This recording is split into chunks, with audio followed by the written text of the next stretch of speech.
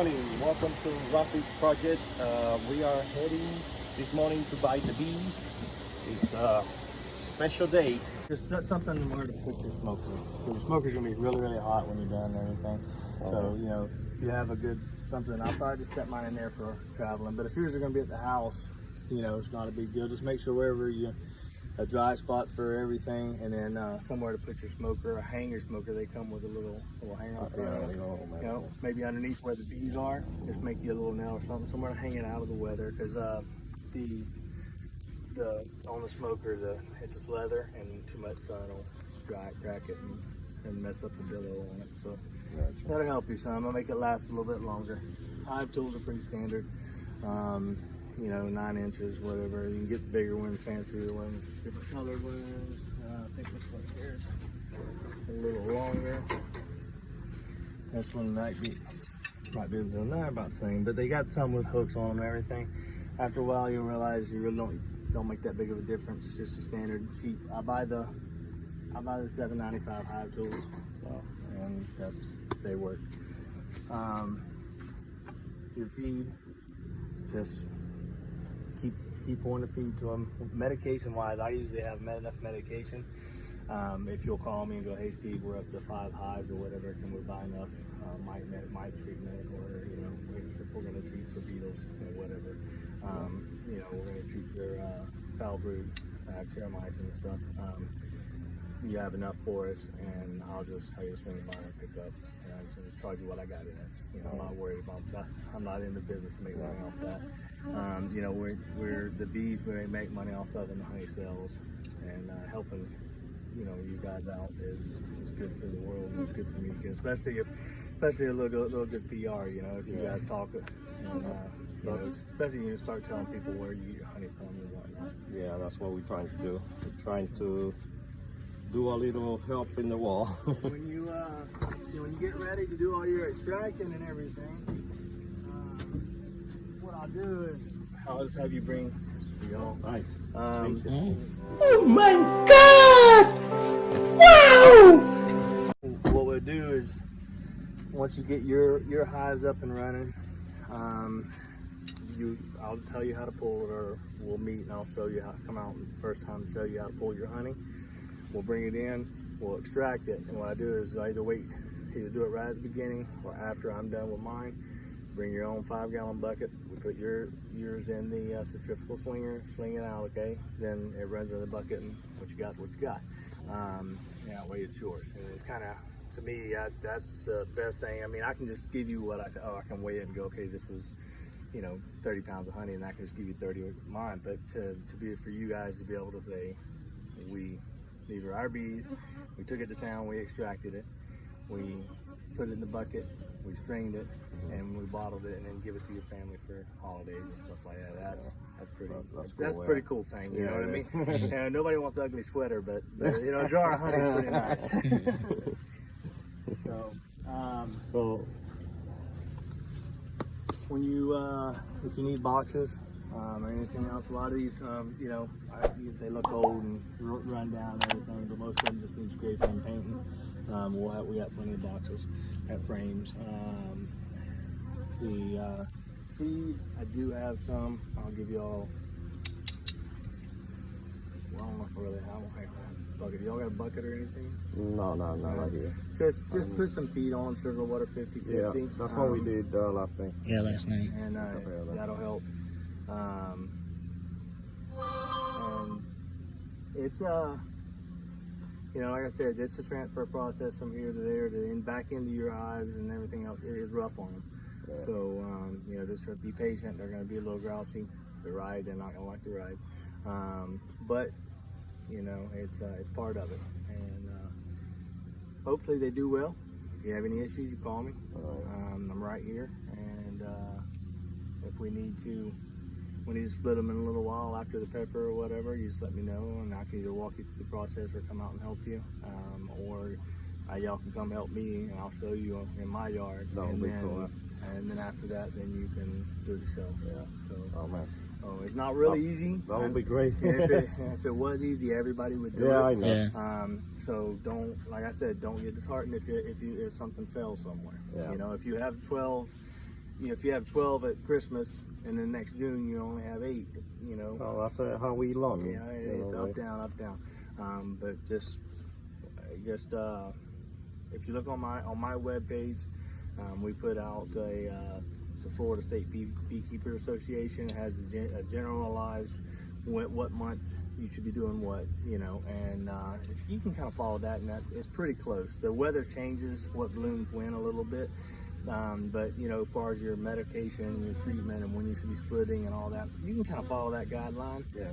But watching your bees and getting to know your bees is going to tell you everything.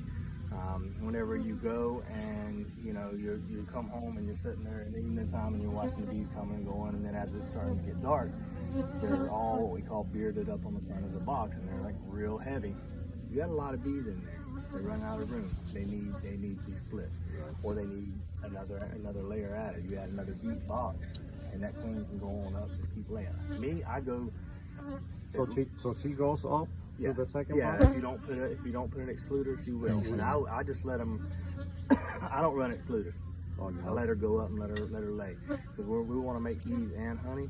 So I just let her go, and then I'll add another deep box on top, and she'll go up, and she pretty much just lays in the center.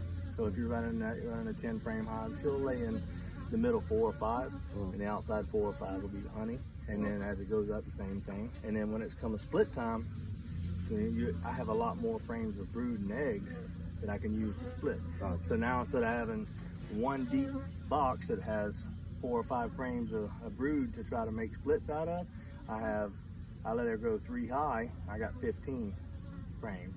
So I'll take 6 or 7 frames of eggs and brood and everything, and I'll put them in a box, and then I can put a queen in it. And now even though I've taken all that from that hive's still really, really strong. It still has a ton of egg and ton of brood, stuff like that. So that's just my thing. It's just something that I do. Makes sense if you want to. If you want to grow. Yeah. If you want to grow, yeah. Until you get to where you want to be number wise, you know, I just don't run the excluders. And we used to. And if you're making just honey, it's the way to go. When you get your numbers up, like my goal is I want to get around 600, and I want half of them without queen excluders and making brood and making splits and making bees. Yeah. And then I want the other half, I'm going to put double deeps, and I'm going to put a queen excluder, and then put honey collectors on top. So I'll make honey out of half of them and bees out of the rest. So, you know, you just kind of got to get a game plan, figure out That what makes sense, yeah. And everybody does it different.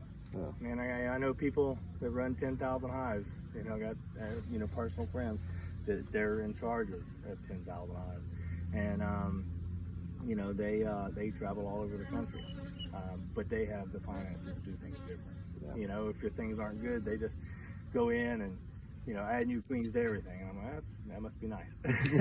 You know. So if anybody wants to buy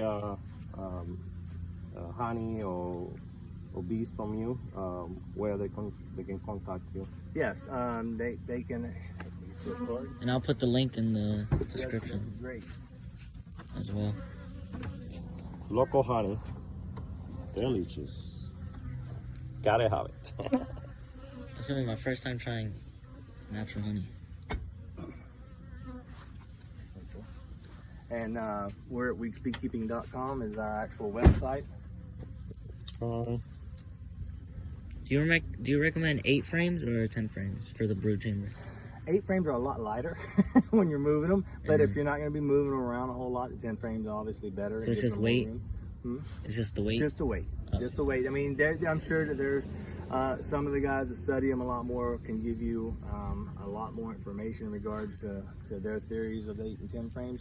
I learned from my grandfather. My grandfather met an older gentleman in the early 60s and said, hey, I'm going to buy your bee business. And the older gentleman said, okay, no problem. So my grandpa bought the bees, built the bee barn, and went to work in bees. So everything he learned was from trial and error. Everything I learned was from my grandpa. I picked up a lot here and there, but I've made a full circle. And after learning all the new stuff and all the new ways of doing it, I still believe that the way that my grandpa and the old man done it is the best. So kind of back to going back to the original ways of doing things. It seems to be working better. Traditions pay. So yeah, we've been doing it a long time, and That's nice. if y'all need anything, man, you just give us a call.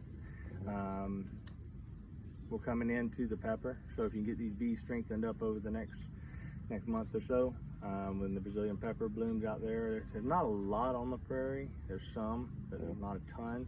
You might make a little bit of honey. I can't promise because there's not a lot of it out there. Yeah. There's some up along 90, the road that runs to the radio tower and stuff like that. There's some up there, but I don't know where y'all are. We are in the first mile. 1 mile road on 101 side or Peavine side? Peavine. Peavine. Yeah, you might be close enough to some that it might work because you're next to the river, right? This canal's there, yeah. Yeah. Okay, so you might be okay, and you might make some. And we are planting flowers, trees, We got fruits. fruits, But yeah. There's We just moved there. In 2 months ago? Huh? About 2 months. Okay. Just moved. All right. Well, let's get them out before it gets any hotter and get them opened up. All right. And y'all have questions, you can call me. All right. Thank you so much. Oh, also one question. When do we put the honey supers on top? Like a month, 2 weeks? You need to put these bees out of these supers into your boxes. You have Brood chamber, boxes and yeah. everything. They need to have, what do y'all run, an 8 or 10 frame? 10. 10 frame? Okay, they need to be 6, 7 frames full. I mean full. Yeah. Before you worry about putting anything on top of it. Because otherwise it's too much room. Then the beetles and other bugs and mice and everything else will start getting in there. A full hive's a happy hive. 2 full is a problem, but a full hive's good. They're able to defend off all the pests and all the it keeps the beetles. They can keep them crowded and everything else. Yeah. If there's not enough bees, it won't work very well. Yeah. All right. Thank you so much. Thank I you. appreciate y'all coming. I appreciate the advertisement. Let me take these off. And, y'all should be good. They're not too They're bad. following me. Yeah. This- I would take my shirt off when I went to get in the truck. Look at this. They're still following me. I got beat by yellow jackets. All over my head, my back, my arm.